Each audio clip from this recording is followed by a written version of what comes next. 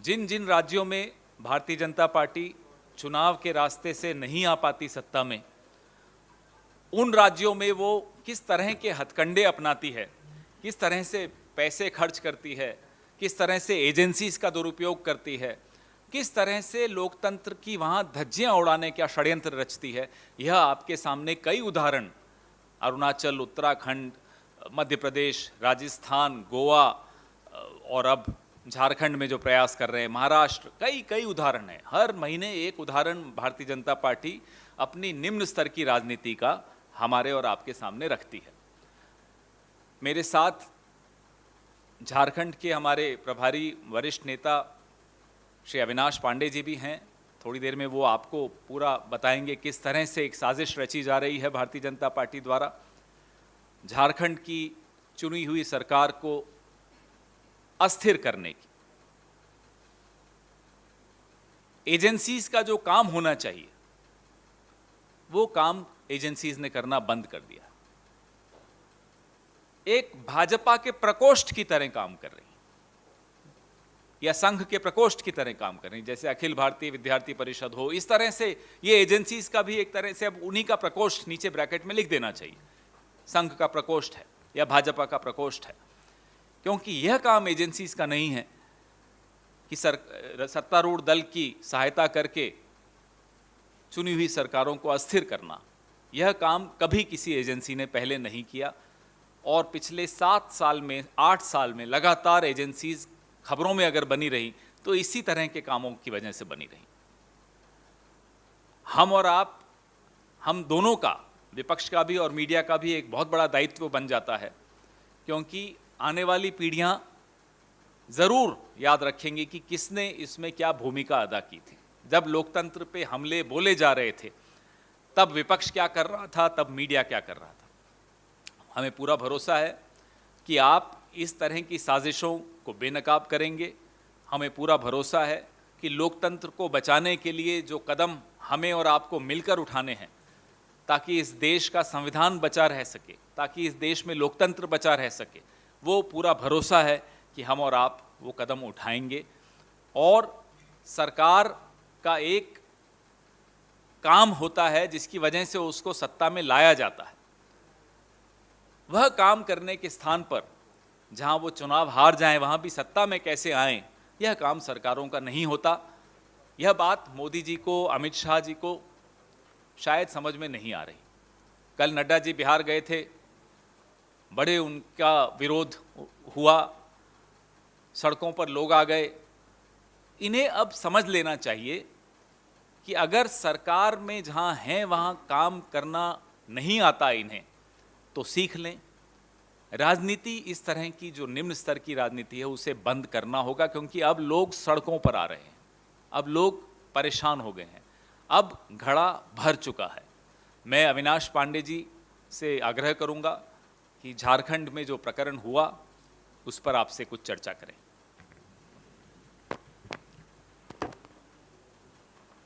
Akhil Bharatiya Congress committee media department के chairman भाई पवन खेड़ा जी, उपस्थित यहाँ पर सभी मेरे पत्रकार साथियों, आप सबको नमस्कार। पवन जी ने अभी आपके सामने काफ़ी स्पष्ट तरीके से आज के रविवार को आपको परेशान करने की वजह बतलाई और किन कारणवश आज आपके माध्यम से जो कृत्य राजनीति की जिसने साख को और नीचा फिर से दिखाने जा रहे हैं, इस विषय पे आपके सामने हम यहाँ उपस्थित हुए। साथियों, हम सब जानते हैं कि माननीय मोदी जी के पिछले 8 सालों में देश में अनेक इतिहास बनाए हैं, चाहे बेरोजगारी का हो, चाहे बढ़ती कीमतों का हो, देश की आर्थिक बदहाली का हो, या सीमा पर चीन के साथ चल रहे कार्यकलापों का हो। इन सभी के साथ साथ आज सबसे ज़्यादा चिंता की बात ये है जो कि इतिहास में काले अक्षरों से लिखा जाएगा, और वो है जिस तरीके से आज लोकतंत्र की धज्जियां उड़ाई जा रही हैं। चुनकर आई हुई सरकारों को अबदस्त अस्थिर करने का खुला नंगा नाच चल रहा है। यह विशेष रूप से आश्चर्य होता है मुझे कि इस लोकतंत्र में संविधान के रहते हुए आखिर हिम्मत कैसे होती है इन सत्ता पर बैठे हुए उन हुक्मरानों की जो बिना किसी खौफ के, बिना किसी डर के, बिना किसी परंपराओं के और संविधान के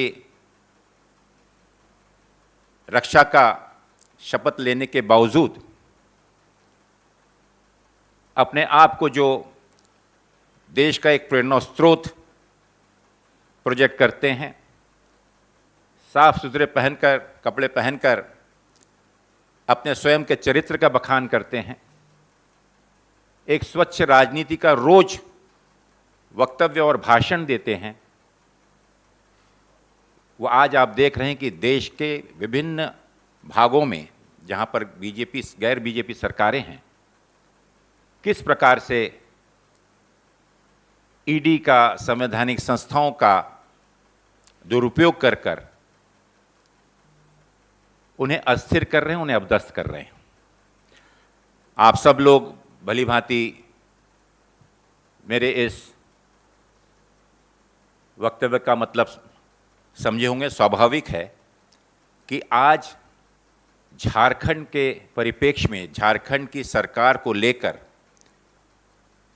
पिछले दिनों आप सब ने देखा कि कल कुछ विधायकों को कलकत्ता में भारी कैश के साथ वहां की पुलिस ने इंटरसेप्ट किया, पकड़ा।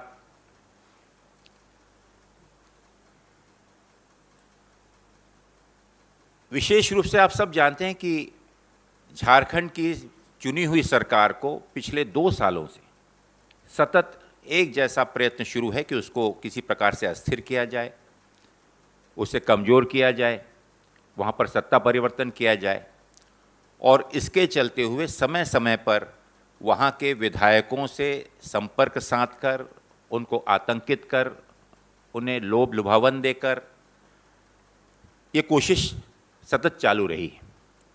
इससे पहले भी चंद महीनों पहले कुछ विधायकों के साथ संपर्क करते हुए भारतीय जनता पार्टी के नेताओं के खिलाफ एक एफआईआर भी रांची में दर्ज की गई थी, जिसका केस अभी भी शुरू है।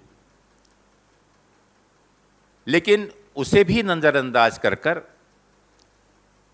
जिस प्रकार से कोशिश हर विधायकों की, और इसकी में कोशिश में मैं आपको बता दूं कि बहुत ही ऊंचे पद पर एक राज्य के मुख्यमंत्री स्वयं माननीय विधायकों से सीधा संपर्क कर रहे हैं। केंद्र के मंत्री उन्हें आतंकित और धमकाने का प्रयत्न कर रहे हैं। हमारे लॉ विभाग की जिम्मेदारी जिन माननीय मंत्रियों पर है, जिन अधिकारियों पर है, वो हमारे एमएलओ को डराने की, धमकाने की, ईडी की धमकी देने की कोशिश कर रहे हैं। और इन्हीं सब चीज़ के चलते हुए साथियों, पिछले दिनों आपने देखा महाराष्ट्र में क्या हुआ। ईडी का पूर्ण दुरुपयोग करते हुए महाराष्ट्र में एक सत्ता परिवर्तन किया गया। आज 31 दिन पूरे होने जा रहे हैं, आज तक वहां का मंत्रिमंडल क्यों नहीं बन पाया। स्पष्ट है कि जिस असंवैधानिक तरीके से, गलत तरीके से वहां पर सरकार बदली गई, आज के वर्तमान माननीय मुख्यमंत्री, उप मुख्यमंत्री स्वयं इस चीज को लेकर चिंता में है कि अगर मंत्रिमंडल घोषित किया गया तो ये शायद हफ्ता भर भी नहीं टिक पाएगा। पिछले दिनों आपने देखा मध्य प्रदेश में इसी प्रकार से चुनकर आई हुई सरकार को अपदस्थ किया गया। छत्तीसगढ़ में पिछले कई महीनों से इनकम टैक्स ईडी की सतत एक जैसी टीम बैठाल रखी है कि किसी तरह के वहाँ के सरकार को परेशान किया जाए, वहाँ के विधायकों को आतंकित किया जाए और वहाँ की सरकार को अस्थिर किया जाए। राजस्थान में किस प्रकार नंगा नाच हुआ आप सब ने देखा। एड़ी चोटी लगा दी भारतीय जनता पार्टी ने। ये तो वहां के विधायकों को मैं धन्यवाद देता हूं कि जिन्होंने अपने ईमान को सुरक्षित रखा और उनके इस योजना को विफल किया। गोवा में क्या हुआ, कर्नाटक में क्या हुआ, अरुणाचल में क्या हुआ, मणिपुर में क्या हुआ, जिस ओर आप नजर डालें आप इस चीज को देखने में आश्चर्य होता है कि इन 8 सालों में जो रिकॉर्ड बनाया गया है और वो और ऊंचाई पर पहुंच रहा है, जहां पर लोकतंत्र के नाम पर, संविधान के नाम पर ना ही सिर्फ माखौल उड़ाया जा रहा है, लेकिन जनता के उस विश्वास को, जिस लोकतंत्र प्रणाली के चलते हुए चुनाव प्रणाली पर विश्वास रखकर इस देश की जनता जिस सरकार को चुन कर देती है, मानो आज के वर्तमान सरकार ने माननीय मोदी जी और माननीय अमित शाह जी के नेतृत्व में ये कसम खा रखी है कि संविधान और लोकतंत्र, परंपराएं, मूल्य, लोगों की भावना सब एक तरफ हो, सिर्फ एन केन प्रकारेण गैर भाजपाई सरकारों को अपदस्थ कर भारतीय जनता पार्टी की सरकार को स्थापित किया जाए।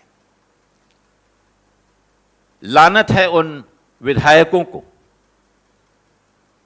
जो बिकते हैं, लेकिन उससे भी ज्यादा लानत उन लोगों पर है जो इन विधायकों को, इन लोगों को खरीदने की कोशिश करते हैं, खरीदने का प्रयास करते हैं। अगर पैसों से नहीं तो उसे भावनात्मक तरीके से आतंकित कर अपना दल छोड़ने के लिए मजबूर करने का प्रयत्न करते हैं। निश्चित रूप से जिन विधायकों ने यह कृत्य किया है, पार्टी उन पर सख्त से सख्त कदम उठाएगी, लेकिन साथ ही साथ ये सबक होगा देश के उन तमाम विधायकों को कि अपने ज़मीर को, अपनी आत्मा को, लोगों के विश्वास को, जो उन्हें बड़ी आशा और उम्मीद के साथ आप पर रखा है, कृपा करके उसकी सुरक्षा करने का आज सबसे बड़ा दायित्व आज के वर्तमान परिप्रेक्ष्य में जिस प्रकार की राजनीति चल रही है, वहां पर आज के चुने हुए इन विधायकों का है। मैं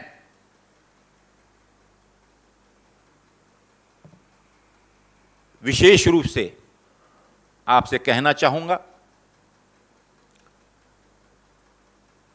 कि जिस प्रकार की राजनीति चल रही है, उसके चलते हुए अगर लोगों का विश्वास प्रजातंत्र, चुनाव तंत्र से अगर उठ गया और अगर ये विश्वास बैठ गया कि भले ही लोग किसी को भी चुनकर दें,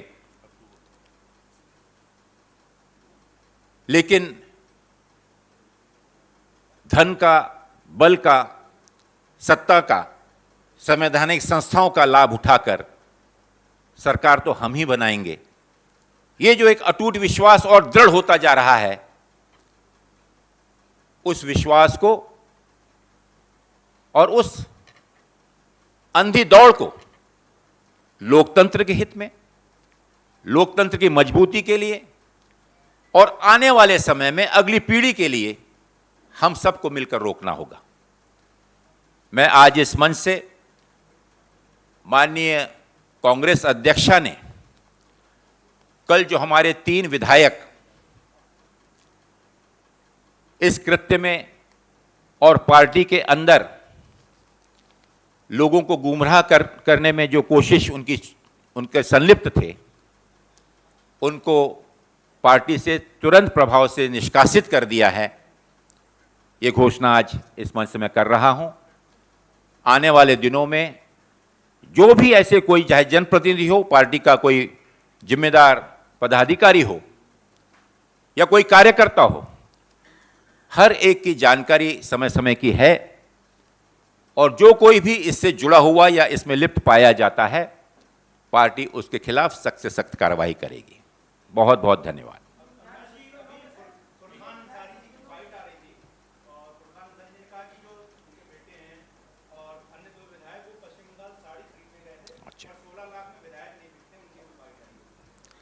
चलिए, उसका जवाब वही देंगे। आने वाले समय में इस पर जांच पड़ताल भी चल रही है और जो सच होगा वो तो सामने आएगा। मैंने अभी घोषणा की, सस्पेंड किया है। माननीय कांग्रेस अध्यक्ष ने उन्हें,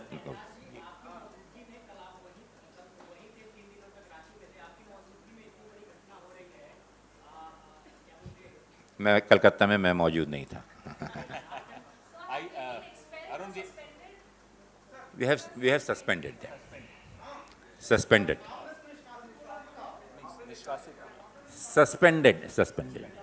निलंबित। मेरी थोड़ी हिंदी में कभी चूक हो सकती है, माफ करना। लेकिन आने वाले समय में अगर कानूनी तौर पर यह प्रावधान रहा तो इस प्रकार के कृत्य करने वाले एमएलएस को निश्चित रूप से कोशिश ये रहेगी कि उन्हें निष्कासित भी किया जा सकता है।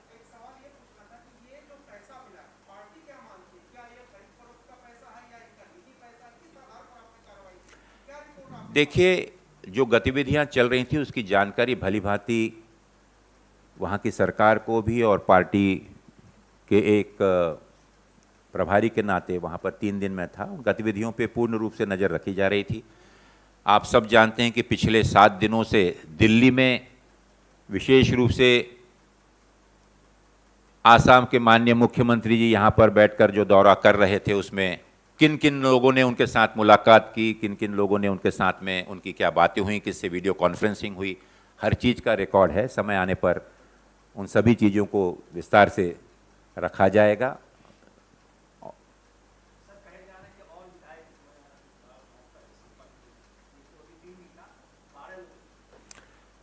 देखिए, भ्रमित करने के लिए कुछ लोगों को, जो हमेशा से आपने देखा होगा पिछले जितने भी देश के राज्यों में अब तो आम हो गया है, चाहे वो मध्य प्रदेश हो, गोवा हो, गुजरात हो, कर्नाटक हो, राजस्थान हो, कुछ लोगों को पहले पकड़कर और भ्रमित करने का जो प्रयत्न किया जाता है, लोभान्वित करने का प्रयत्न किया जाता है, ये प्रक्रिया का वो इससे स्क्रिप्ट लिखी गई है। आज मुकाबला है कि इन विचारों के खिलाफ में वाकई में पूरे धैर्य और हिम्मत के साथ में, बिना सत्ता की परवाह किए, क्या हम इन ताकतों का मुकाबला कर सकते हैं। ये चुनौती उसकी है।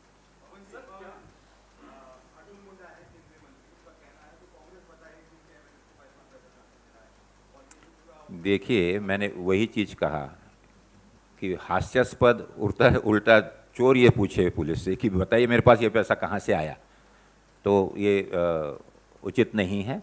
ये तो वही बात है कि जहाँ पर बड़ी बड़ी बातें कर कर पब्लिक प्लेटफॉर्म में, मीडिया में बड़े बड़े विचारों का, बड़े बड़े मूल्यों की रोज़ बातें हम सोचते हैं, कभी आपकी बात, कभी मन की बात, कभी उसकी बात। ये असली चेहरा जो है, कम से कम उसको हम ना नकारें जो सामने दिख रहा है। तो इस प्रकार के प्रश्न कल मैंने भी अभी सुबह देखा कि कुछ वही लोग जो इसमें लिप्त हैं वो पूछ रहे हैं, और जिनके साथ में उठना बैठना खाना पिछले कुछ महीनों से सतत शुरू है, भाईचारे की कसम उन्हें दी है, और उन्हीं लोग आज उन्हीं विधायकों पर आरोप लगा रहे हैं कि आप बताइए ये पैसा कहाँ से आया। सो ये सब उसी का भाग है। हम लोगों को और चौकन्ना रहना होगा।